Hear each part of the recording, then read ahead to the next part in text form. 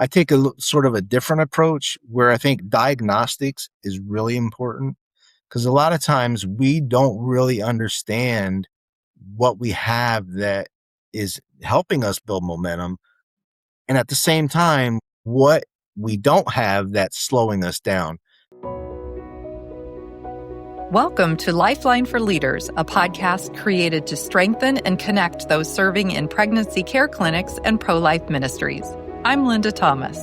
And I'm Kirk Thomas. Each week we sit down with leaders, ministry partners, authors, and experts who shape the pro-life landscape, sharing practical insights you can use right away and inspiring stories that remind you you're not walking this journey alone.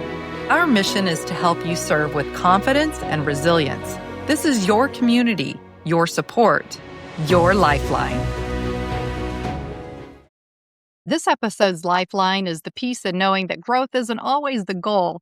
Faithful, well-led stewardship is. If you've ever wrestled with whether your center is structured the right way, growing at the right pace, or offering the right services, this conversation will hit home. Today, we're joined by Jon Merwarth of ThrivePoint Consulting, who works directly with pregnancy care organizations on leadership, strategy, and expansion. We're going to get very practical about what's working and what's not inside centers right now. Jon, welcome. Hi, Jon. Hello. All right. Kirk, if you'd lead us in prayer. I sure will. Lord, we ask for wisdom as we navigate new tools and new challenges. Give leaders on this podcast clarity for their decisions, discernment, and how they use what is available to them, and confidence to move forward without losing sight of their mission. We pray these wonderful things in your name. Amen. Hey, Jon. So Jon and I kind of go way back when he was the CEO of a pregnancy care clinic in Pennsylvania. So he has all kinds of experience in the pro-life movement.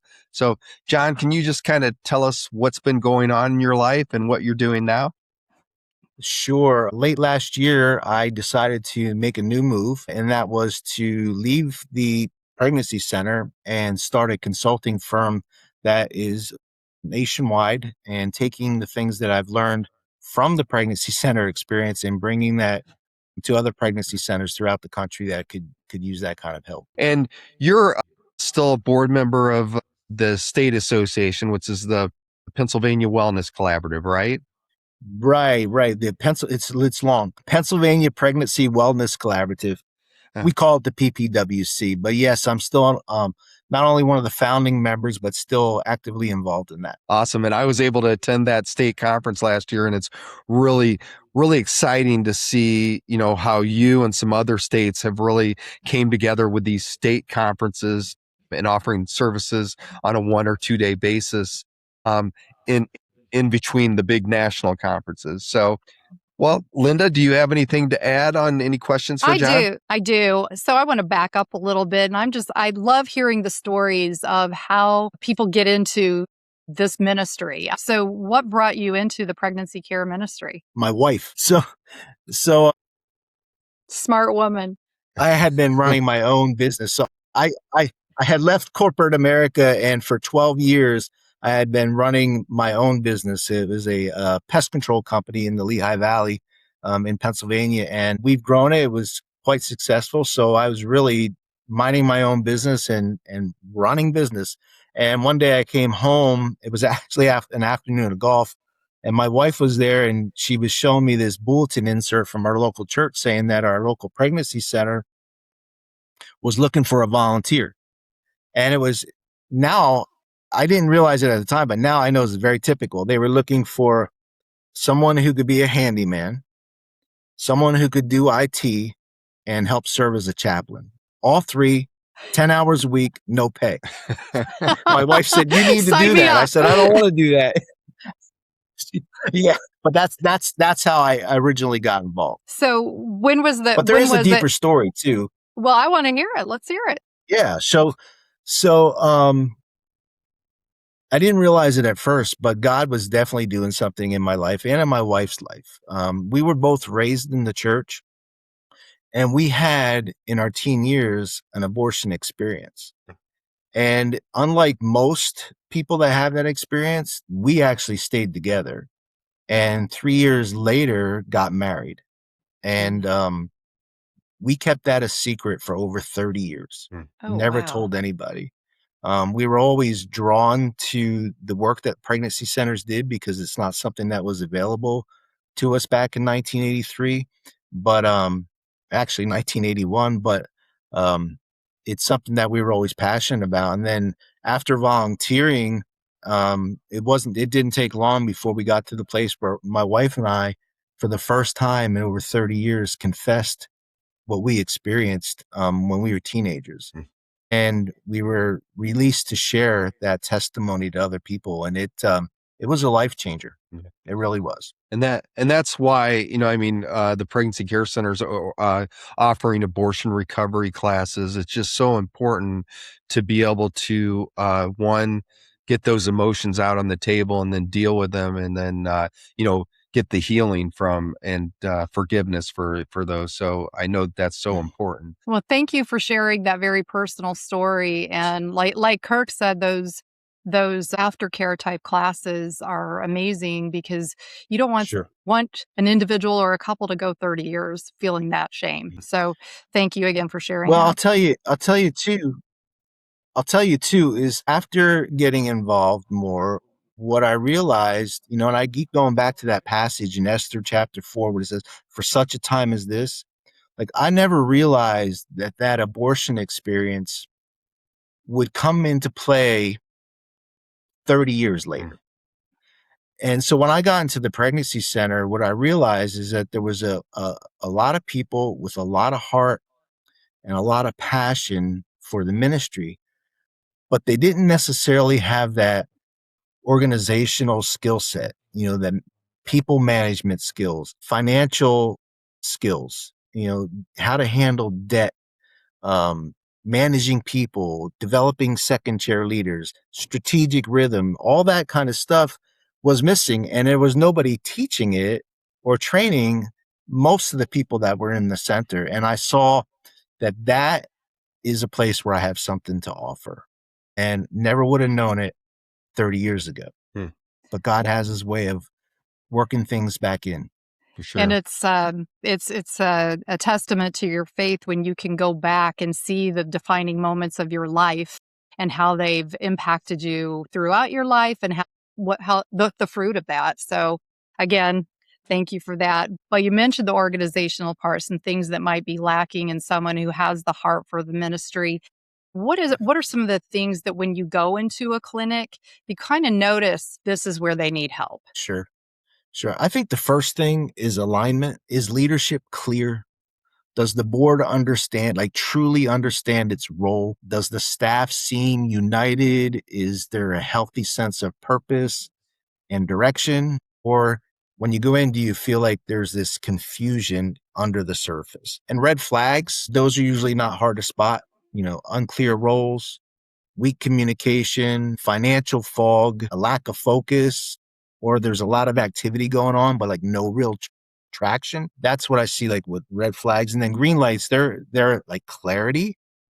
There's order. There's a healthy culture. There's good follow through. Leadership knows what it's trying to build. Those are some of the things that are really positive when you go into a center they're not difficult to pick up on. But it doesn't take long to pick up on whether the ministry is healthy or whether they're carrying more strain than what people may want to admit.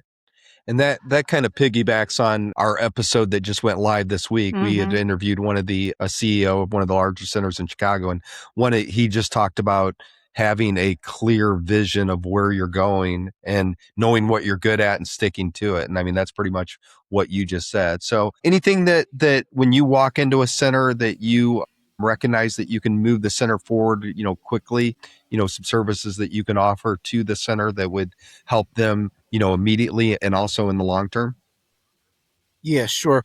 I think oftentimes what I've seen in the pregnancy help world is when it comes to consulting, there's these traditional consulting packages. I'm talking like strategic planning. That's a very typical one. Another one would be like board training.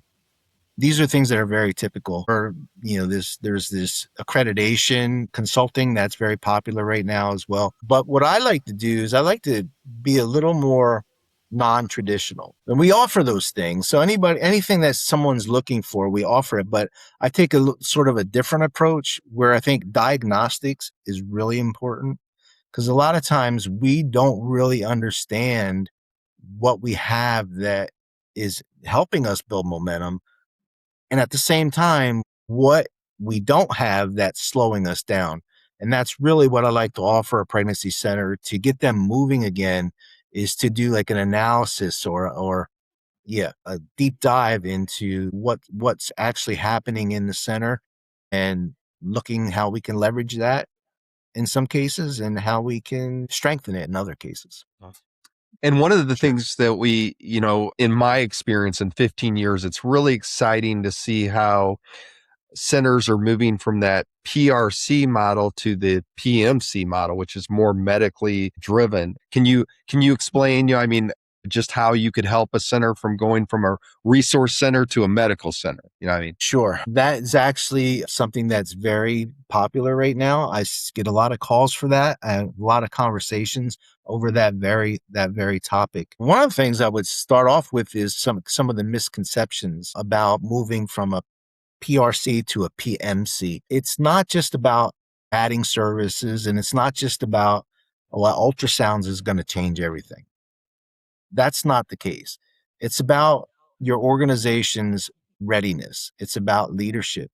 It's about finances, policies, oversight, board alignment. Are all those systems or all those things strong enough to support that kind of move? That's something that you really need to take into consideration. And I don't want to be misunderstood about that. I encourage the move. The need is real.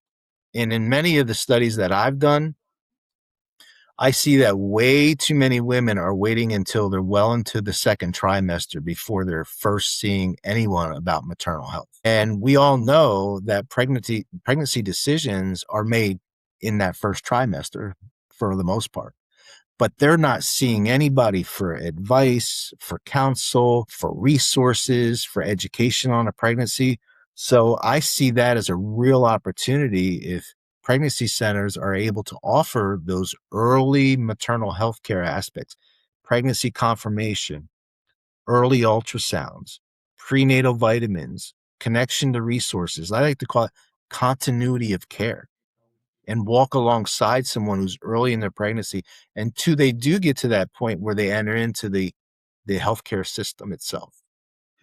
So I see that as a big gap. And I encourage pregnancy centers, if they feel like that's something that they have a vision for, that God's calling them to, I would start off with doing what I call a county intelligence brief. That's to see what the landscape is in your county for maternal health care. Often pregnancy centers are very surprised to find out that, 48% of the women don't see a provider until they're between 14 and 16 weeks. They see that although there may be a abundance of maternal health care providers, they're all clustered in one area in a county, which makes it difficult for people who are on the outskirts to get into the system. Or one other thing is like, okay, 63% of the births in our county are Medicaid births, and half the OBs won't accept Medicaid. So these are complications that they add to the stress of someone who's early in the pregnancy. But if a pregnancy center who's going to be a medical center understands those things and starts building systems, services to be able to provide for that early maternal health care model, I think it's huge. And I think the opportunity to save lives is huge. Yeah, and it's not only, I see it that there's so many resources that a pregnancy care center can offer that it shouldn't be just unplanned pregnancies. It should be planned pregnancies that these people are coming in and using the resources that they have available. So I see that happening real quickly in the future, that more and more people not going through a planned pregnancy are utilizing the pregnancy care center. Yeah, I think you're absolutely right, Kirk. And there's going to be more discussion about that moving forward, because there will be some that would say, well, that's mission drift. but I don't think it is. You realize that the pregnancy decision is made early.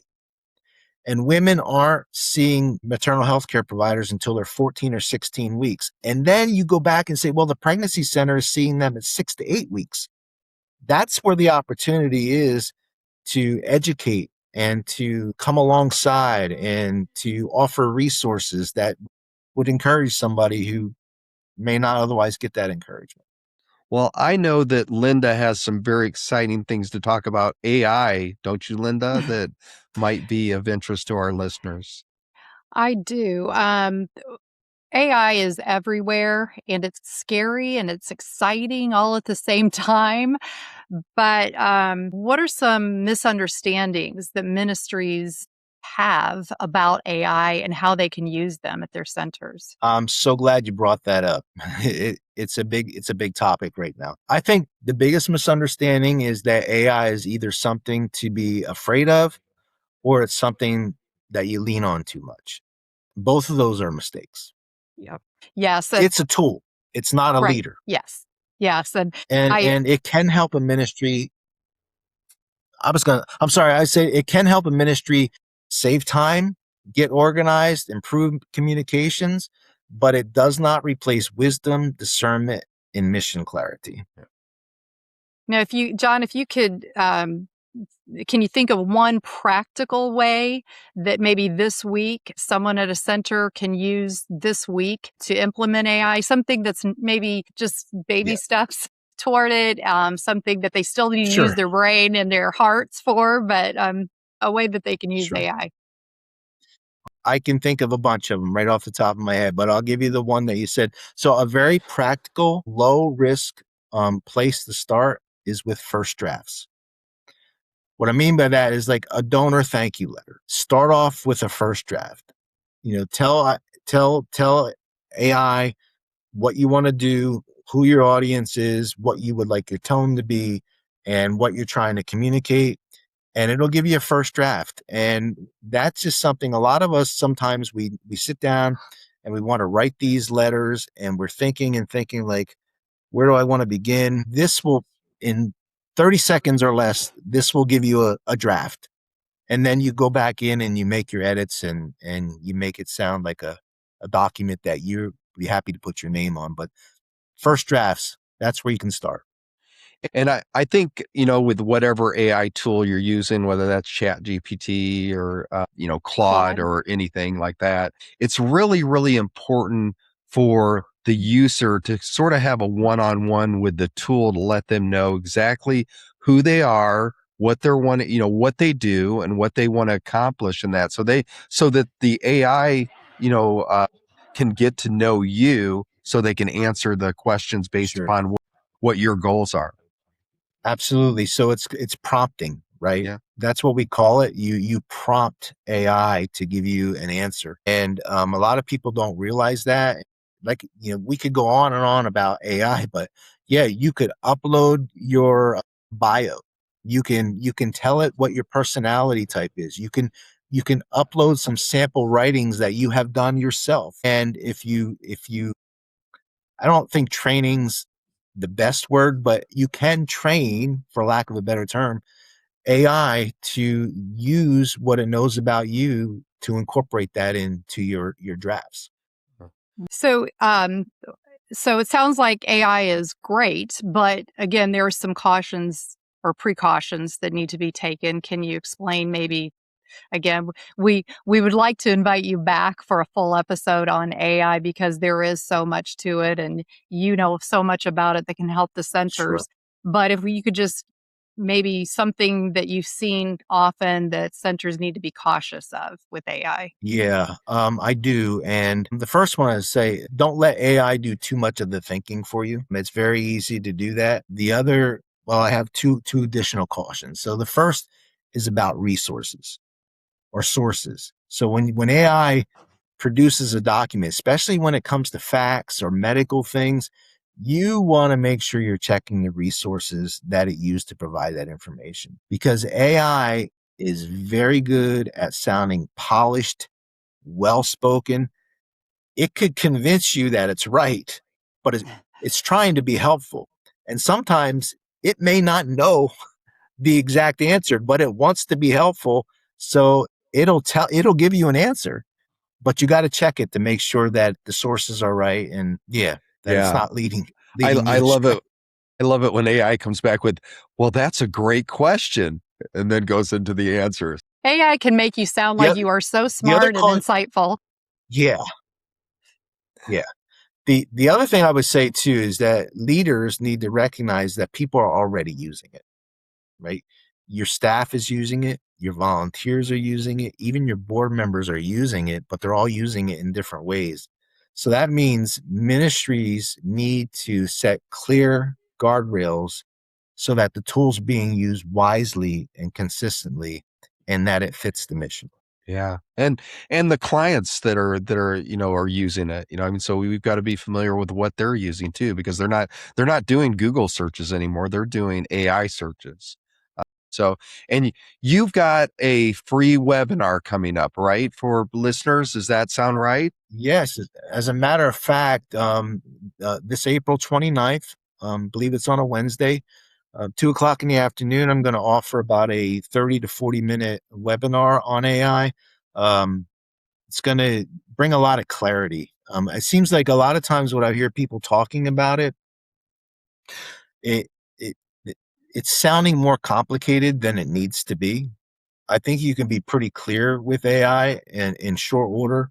The other thing is that when people start talking about and explaining it, they start suggesting things like, well, if you spend $500, you can get trained on AI, or $1,000 even. You really don't need to do that. What you really need is some clarity and some first steps, and you can learn how to use it pretty effectively within a short period of time. And real quickly, how would our listeners get signed up for that AI webinar that you're doing? Sure. The easiest thing to do is to go to our website. It's thrivepointconsulting.org. I also have several Facebook posts and LinkedIn posts. You can go in there and like us on Facebook or LinkedIn. You'll see a registration page right there.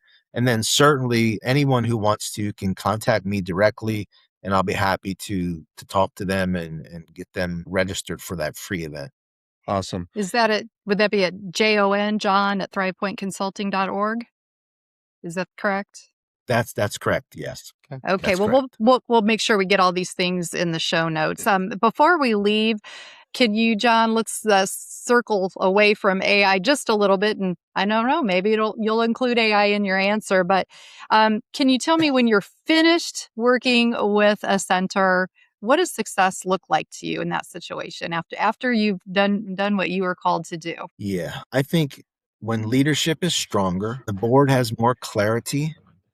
What I mean by that is not just getting a report and relying on the treasurer or the executive director to say, we're in good shape.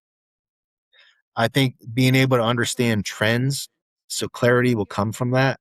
I think when the board has clarity, the leadership is stronger, the next steps become less foggy. And for me, success looks like clarity, alignment, and momentum. So it's not just about dropping in, having a session or two, and then dropping back out. And we want to make sure that we're there to actually see momentum pick up and start reaching our goals and building out our visions. That's what success looks like to me. With your experience, and we talked about it earlier, being the board member of a very successful state association. When I was at Heartbeat a couple weeks ago, it was really exciting to see all these different smaller states or states that didn't have an association developed yet that were really excited about getting that state association up and going. Is there any advice that you could give to our listeners that are trying to get a state association going, that you could recommend to them that they do? Sure. So if you have that idea and you're struggling at all, reach out to me. Myself, several of the other board members for the Pennsylvania Pregnancy Wellness Collaborative will be happy to talk to you. We can tell you the things that we went through and how we did it. You got to do it. You have to form, because it's going to be more important as time goes by. Right now, if you're in a red state, things could be easy for pregnancy centers. If you're in a blue state, like in Pennsylvania, not so much. We've experienced that. And that's one of the things that motivated us to come together to have one voice.